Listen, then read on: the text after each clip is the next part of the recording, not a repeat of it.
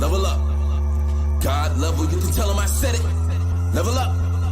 God level, you can tell him I said it. Level up, level up, level up. Go. Go straight Okay. into it. Yeah. Yeah. It was it started coming on prior to. Like I've learned the art of masking, Mm. where I looked like I was all right, but I was literally hurting on the inside. The depression slowly kicked in with me, and how it starts is that I stopped cleaning. I started leaving for work when it was actually time for me to be at work. So and it's like slowly kicked up on me, the ruminating thoughts, the feeling of worthlessness, hopelessness, like I didn't want to be here anymore. And I played with the ideal in the beginning, and then it just became more of an ideal to just do it. Um, and I had my gun, like I said, sitting on the bedside table. My best friend came over. I was looking a mess. My house wasn't clean. So she knew that like something was wrong, but she's never came over like that late at night. And she looked at me. She called my sister. My sister called both of them two gentlemen down there. And literally within a couple of hours, I was on the phone with them. A couple of hours after that, I was in the hospital. I had to go immediately. If not, I was going to end up hurting myself. Um, and then once I came home, my sister actually came over and helped me clean.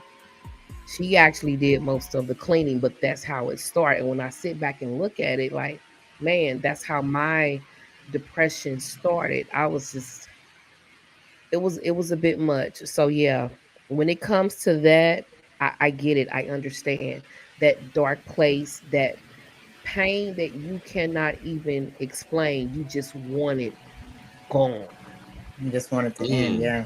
Just want it Yeah. to end. That was the second attempt. The first attempt is I actually took a handful of sleeping pills. This was in St. Louis.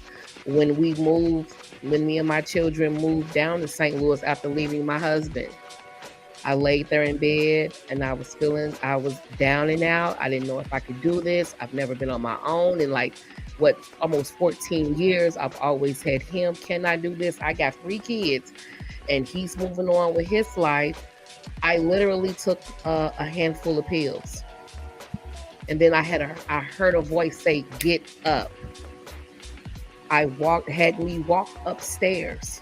By the time I got to the second floor, I was standing in the middle of the floor where I can see all 3 of my kids. And all I heard was, "This is why you live." Mm. So Same here. I've been there. Yeah, same thing here. Because after I had postpartum depression with my youngest, like literally, that was my first attempt, and same thing. I took a handful of a certain brand for sleep. I took a handful, and it was. I have 3 kids. Only my baby was there next to me. The oldest 2 were gone, and before I blacked out, I remember calling County Health. And County Health, I don't even know how in the world it happened, but County Health found me and took me to the hospital. And after that, I ended up in County Mental. And that was my first attempt. And had it not been for me actually being cognizant enough, because my baby girl was laying right there next to me. There. Yeah. And being able to say, this is probably not it. You know what I'm saying? And actually making the call. If they hadn't found me, I wouldn't have been here. I definitely wouldn't have been here today. So this is something that I'm very passionate. It's very close to my heart. Because like you just said, it's like you just want the hurt to stop. That's it. It's a pain that you cannot even describe. It's not like you bump your toe or hit your knee or anything. It is so deep within you. You just literally want it to stop. You're in that dark place. You don't care about how anyone will feel. It's just like you thinking about you at that time, and you just want it to stop. So when it comes to people and they talking about suicide, I pay close attention because I've been there. I've been there. Even I had a friend last month who attempted with some pills. I immediately left job. 100 miles an hour on the highway. I already knew that this person was feeling a certain kind of way, so I kept checking in, like, how you doing? Is everything okay? All you can do is just be there. And then as a nurse, I recommend look up the medication online. Okay, that's not enough for him to die. Okay, let's go sit on here on the couch. I'm watching you. I got my pulse ox, your oxygen level dropping down to 90. I'm giving sternum rubs, wake up. I knew it wasn't enough to kill him, but I knew it would have been enough to make him sick. And I just want to be there and be prepared. So yeah, I don't take things like that very lightly at all. Is there stigma surrounding suicidal ideation? Is there a cultural stigma surrounding it? Definitely. Mm. Religion. What? Base. Yeah. If you kill yourself, you won't go to heaven. All right. Or people telling you that you're weak. Yeah. Or a coward. Or a coward. Shame. Yeah. Shame. Let me shame you. Shame you from this act. Oh yeah. Shame you from this behavior. Shame you for even having the thought. Like, why would you do that? Yeah. Have you ever heard? Yeah. Has anyone ever heard the saying, for someone to commit suicide and complete it are very strong individuals? To let yourself slip away and not ask for help, because most people don't do it. Yeah. Most people aren't strong enough to allow it to happen. That Well- fear kicks in, and then all of a sudden they start looking for help. Well, Ego I was won't allow it. No, yeah, go I was ahead. going to say the part of the fact of self-preservation. Yep. It's written within your code not to kill yourself. Right. Right. It takes a strong mind to be like, I'm gonna follow Like, all I'm the way done. through this. Okay. Yeah. Done. I just pictured it. Just Yeah.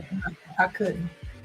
Yeah. That's That's a beautiful thing. Just I'm not saying I couldn't try to make the Mhm. attempt, but I'm just picturing myself pulling the trigger. I couldn't. I wouldn't. that was The fear of Yeah. what I'm going to. Am I going to feel it? Am I going to feel it? Is it going to affect me? Because all of a sudden I'm going to go into protection mode for myself, and I'm mhm. like, I'm not. I don't think I can successfully do it, even with the pills, because I don't know what happens when you go close your eyes and never open them again. Yeah. And your ancestral DNA has a large role in this too, There because you you go. hear We people talked about that. reporting spiritual experiences, right? Mhm. But that's Yes. your ancestors in your DNA that Yes. had those experiences before talking Yes. to you. It triggered Yeah. the memory. Yeah. And so you hallucinate. Oh, yeah. Yeah. Trauma Oh activation. no, it's activated. Yeah. Like, Activated. you're about to Yeah. malfunction. Hold on. Yeah. Yes. Glitch. Yeah. Yeah. Preserve the Yeah. DNA, And then preserve they the send family, someone. John. Or Yeah. they send someone. Mm. Because my best Yeah. friend wasn't supposed to be over that night. Energy. She was Telecommunication is over real. that night. Yeah. And Yeah. then for me the first time to take all of those pills and then only go to sleep for an hour and hear a voice say, "Get up." So yeah, there's some protection out there for me. Thank you to John. Thank you to my brother. This is just another testament to what our caller spoke on, recognizing your memories, because that's what acknowledged. That's what came through for you. I'm sorry. We like to say, "Well, it wasn't my time." Well, time don't even exist anyway. Right. Right. You're not done. I'm not done. And here I am. And here you are. And here she is. And here he is. And here he is. And we are here. Peace. We are right here. Yeah. We had Yeah. to know what to say when the call came. We had to know what to say. Oh yeah. Exactly. Yeah, so you don't take a responsibility like that lightly. I am my do brother's not. keeper, right? Ooh, yes, sir. And I do And not. crazy, we still haven't even met in person yet. That's the Right. beauty. That's the beauty. That's the real connection right there. That's 10 minutes too.